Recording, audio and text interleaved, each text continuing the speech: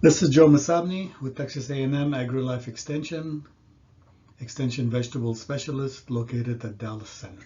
Today's presentation is about compost and the magic of compost. Okay, as you know, in nature, what we call humus is the end product of compost, what you see here in this hand in this picture here. It's basically the end product of the natural breakdown, biological breakdown of leaves, branches, anything, even dead cows and dead animals. Okay, it's sticky, holds soil particles together, retains moisture, improves soil's texture and structure. That's why we call it magic. If you have heavy clay soil that does not drain, you add compost, it will drain better. You have sandy soils that doesn't hold any water, you add compost, it'll retain water more. That's why I call it magic.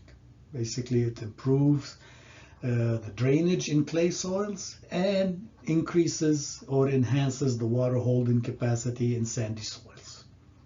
Of course, it holds the soil together, which means reduces erosion. What happens in nature is that all these leaves that fall, they rot and they release the nutrient back to the soil through degradation of mycorrhiza, fungi, earthworms, things like that, and another layer and another layer and another layer. So over thousands of years, you have places that have 10 feet deep of peat that's accumulated over time. In the Amazon jungle, the layer of the soil is very poor. It is the heavy accumulation of leaves over years. That's what created a nice layer of topsoil where the huge trees in the Amazon jungle can grow, can continue to grow well. I'm not gonna go in this presentation on how to compost. That's a totally different topic. But I just want to show you here, there's different kinds, some ready to use kits, drums that you can turn or spin, a homemade big bin. I mean, of all these, if I were to compost, I'd rather buy it. But if I were to compost, I need three, the one here, three, because you want to fill it immediately, at once. You don't want that to become a trash can where the top is fresh banana you put yesterday and the bottom is 3 months old, which is already rotted and ready composted and ready to use. So you want to fill it at once. So that's what I'm calling. One of them is the filling station. One of them is the full, and it's cooking, it's processing, it's turning from plant debris into compost. And the third one that's done, ready to use, and you are using it. So I guess you can call it the consumption station. So filling station, fill it once. Cooking station, it's cooking, processing, turning into compost, and the consumption station. These are my names. I don't know if anybody else uses these nomenclature. Okay. Okay, about composting, the easy way, if you want to do it, is just make a huge pile and add some fertilizer or add some animal manure and let nature do its work. If you have a small tractor or something that you can turn it, move it from one location to another, just the act of moving it will move what's inside to the outside and what's outside to the inside so they can continue composting. But what you see here is really raw material. See the leaves, the big pieces. The finer the material is going into the compost pile, the faster it will cook. I mean, for example, if there's a way to dry or to chop that banana peel into pieces, it's better than throwing that banana peel whole in the compost pile. So this grower that home gardener that I work with, he has a shredder. So here's the pile that starts here and dumps it in it, and here where it comes out as a shredded material, much closer, really much closer to what it looks like compost, even though it's not quite compost. It hasn't gone through the composting. And he had made his own sieve system, because you really don't want to wait till it's 100% composted. That will never happen. Just sift it. I mean, that's also what the commercial operations do. Sift it and use the what went through the sieve, and what the big pieces and chips and broken branches and whatever that's gets stuck here, put them back in the compost pile to cook some more. I told him, let's hang it on a swing, this way you don't have to carry it and lift it. So that was easier, you know, just this way you just fill it, shake it, and what falls through is your ready to use compost. So let's play this video, show you what we did. Ready?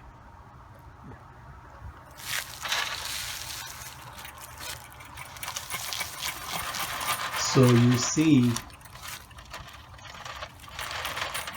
see what went through is the fine compost, and what didn't go through is some clumps of chips, broken branches, things that really stuck together.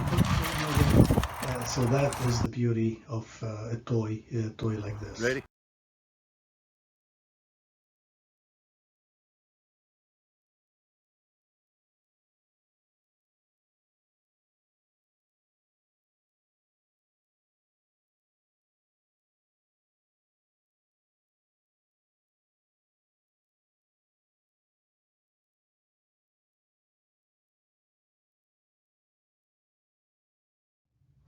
And now you still see fine, that's not commercial grade compost. You still see big pieces and chunks, and I mean, that's not pebbles, but at least much better than raw material that he started with. Another way of doing it, another homeowner built this contraption using bicycle wheels, covered it with chicken wire, small hole chicken wires, and built this PVC frame at an angle. And you don't see, but on you don't see it well because it's hidden, but on this end there's a handle so that you can turn it and spin this whole thing, and he loads, fills it, and then the act of spinning it, and because it's on a slope, it sifts it, and what stays inside will come out here, and he puts a bucket here to catch the trash. So lots of ways you can do it and make your life easy. Of course, there's other ways of making compost, and my favorite one is what I call in-ground composting or trench composting. You see here, this garden is a solid garden. You don't see wood or stones or bricks to frame the raised bed, but this is the raised bed here, okay, and the alleyway is mulch. This was filled a year ago with mulch and got chance to compost in the ground slowly, just like nature would. And a year later, of course, it's gotten hard because of all the trampling, the traffic footstep on it. So you got to loosen it, sometimes with a pitchfork or with a rototiller to loosen it, so it's easy to shovel and remove it and fill it on top of the raised bed that you see here. So each alleyway, which is in this case 2.5 feet, each alleyway we dug and we dumped it on this 4-foot wide bed. Of course, here it's still a mound. We haven't leveled it yet, but you loosen it, you dig it up, fill the bed, and then you refill it with fresh mulch. Okay, and so here is closer to the end product where we kind of leveled it and starting to look like a flat raised bed. Okay, that is probably the easiest way. You don't have to have expensive material to frame the raised bed, and you're using the ground, the alleyway as your compost factory. And another easy way, if you can afford to, let's say, grow a crop that you're not going to consume, you're growing a crop as a green manure, what we call green manure, that you're going to chop and bury in the soil. So this bed right here is we grew some mustard here that you see in the back, so that's how it starts. Okay, and here on the sides, after we had chopped it with a weed eater and then chopped it to small pieces with a straight blade, small as possible. And here in the middle is the third step after we had turned it in under the soil. So all of this green matter, after we chopped it and we let it dry, now is buried, and it's gonna rot in the soil and release all the nutrient back into the soil for the second crop. Two things to keep in mind: if you're using any type of mustard crop or cabbage family, don't plant here a seed crop, because they may not germinate well. But transplanting things here are no problem. And if you do it, and the second things to keep in mind is that if you use a bean crop as a source of your green manure, if you know your bean and peas family, fix nitrogen from the air, so all that nitrogen that they fix will be released into the soil. And if you follow it with a heavy, like a heavy feeder, like a tomato, it will do very well. The tomato following a bean crop that you buried and let it rot in the soil. Okay, so this is sheet composting. And here is the sheet composting. This is the same bed, just the picture was taken from a different angle. So here is fava bean. Again, this is the example of a bean crop, which you see it was planted thick because we're not harvesting the crop. We just want as much foliage as possible, so we can chop it, let it dry out for a couple of days, and then bury it like you see here. Now all this material is going to release its nutrients and rot and for the following crop. Why is compost rich and beneficial for plants? Well, here is, we did a small trial with a homeowner that built a frame to collect the juices from the compost. And basically what you see here are some cinder blocks and a frame and plastic, just plastic, so that, and it's at a slope, so that whatever you fill here, and when you add water, the water will drain and come out here from this end into a bucket.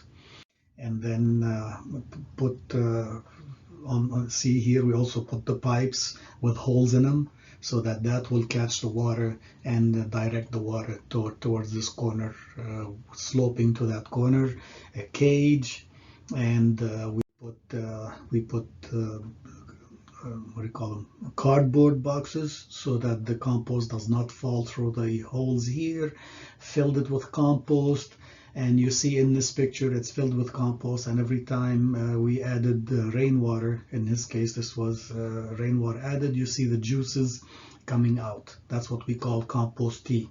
Now be careful, this is compost tea that is not being cooked or boiled or steamed, so if there's any diseases here in the soil, in the compost that you added, it will be here and will kill the plant. So be careful, this is the only weakness of the system, but we did this just to measure the nutrient quantity, the nutrient level of this juice, or what you're calling compost tea. And this is what I found. This was done in 2017. So here's the water, and here is the compost tea. EC, electroconductivity, amount of salts is the same, pH about the same, nitrate 13 parts per million, that's what's in the water by itself, 2000 parts per million. I mean, that compost tea is too concentrated to use direct. Dilute it 10 times or maybe 15 times before you use it. It's better than 2000 parts per million. Nobody grows things commercially at 2000 parts per million. Even potassium, 3 in water, 1200, and phosphorus 0.8, and now it's 290. So that is a very rich fertilizer. And of course I did not measure calcium, magnesium, whatever, which I'm sure they will be present in that compost tea. And that's why I call compost magic. Not just physical and chemical properties of the soil benefit there, but also in its nutritional quality. Now remember, when you take a soil test, and Texas soils are about 1.5% organic matter, native. I mean, no matter what, that's what we have, 1.5 to 2%. Remember that 1% organic matter is equivalent to adding 20 pounds of N, nitrogen, per acre. That's a lot of fertilizer. Okay, so cover crops is what commercial growers do, and that's what I encourage every homeowner to grow a cover crop, chop it and bury it, just like I showed you with the sheet composting, because that adds lots of nitrogen in forms of green manure or in forms of organic matter to the soil. So here's a proof of what we did, a small trial I did in 2010. I was doing a study and we filled all the alleyways with a thick layer of mulch for weed, and for the purpose of the study that I was doing, we planted lots of various vegetable crops. And that's how it looks, like 6-inch thick layer of mulch. And a year later, when I took a picture a year later, you can still see where that mulch that we rototilled over the winter and mixed in the sand, you can still see that how dark that sand became compared to the native sand that you see here on the right side. I took a soil sample and I had 18% organic matter the first year after that all that mulch got buried.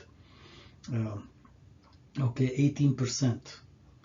A year later, that it broke down to 5%. It'll disappear because the organic matter always breaks down, is always being consumed by the bacteria, the fungi, the mushrooms, the earthworms, all of this in the soil. That's nature. That's what nature does. And that's why we keep adding compost year after year, because one time is not enough. It's like you eat once a week, that's not enough. You may not die, but you'll be starving and barely surviving. Okay. Here is another proof of the benefit of compost. We did a trial in 2011 using coconut coir. So here are the 3 treatments. This is the native heavy clay soil in College Station, nothing amended. You see after sprinkler irrigation, you see water standing, but then you dig like a foot deep or 6 inches deep, it's bone dry because it takes forever to percolate down. And this bed here was mixed with Miracle Grow potting mix, and this bed here was added to it the new product that Miracle Grow company was selling called Expand and Grow. Basically it's a coconut coir based product. And so here's a close-up of the native soil, nothing added, heavy clay. The Miracle Grow potting mix, I think you see the plants a little bit bigger, and here is the coconut coir, you see the plants a little bit bigger. And then a month later I put the 3 pictures together so that you can see next to each other that they are bigger. So here is the native soil, you see the tomatoes in the background, barely visible, actually one of them dead here where I'm showing with my pointer. Some of the herbs and greens did not even make it. Mums, few. Look, the regular garden soil, Miracle Grow, even better. I mean, compare these to this. And then the coconut coir is even much better, even better than the regular compost that they were saying. Definitely. And look, compare the tomatoes. Here, one plant was dead. Here, the plants were there, but much smaller and thinner than, and the best plants, vegetable plants in terms of tomatoes and pepper in the background were seen with this. Better, more compost, and some composts are better than others. And that is the product that we were testing at the time. It's called Expand N. There's an N here, Expand and Grow. Basically this bag has some fertilizer in it, but the bag expands 3 times to its size. So you put a thin layer like an inch thick, you water it, and then you'll see expand. Now it's 3-inch thick, and then you mix it in. And it'll feed the plant for up to 6 months. So basically, I have been saying that compost is magic. Here's a final proof from a raised bed that I had in 2013. That was filled with compost, and a year later I sent in a soil sample, and that is the ideal soil test result that you'd like to have. pH 6.8, all the major elements at minimum, meeting the critical level or more, and sodium low. I mean, you can't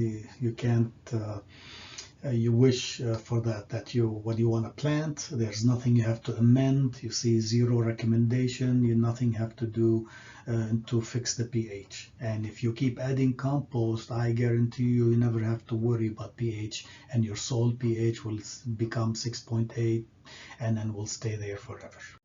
So my golden rule that I teach all the master gardener in every class that I teach is the following. The last thing you want to do before planting is add compost. And I don't mean wait till the whole raised bed or the whole garden is empty to remove everything and then add compost. No. You remove one tomato plant from one corner and you want to replace it, I don't know, with a pepper or with a cabbage for the fall. Remove that, put a compost in that spot before you transplant. You don't have to wait till the whole raised bed is empty. The last thing you want to do before planting is add compost. Hope this was fun and educational. We'll see you soon.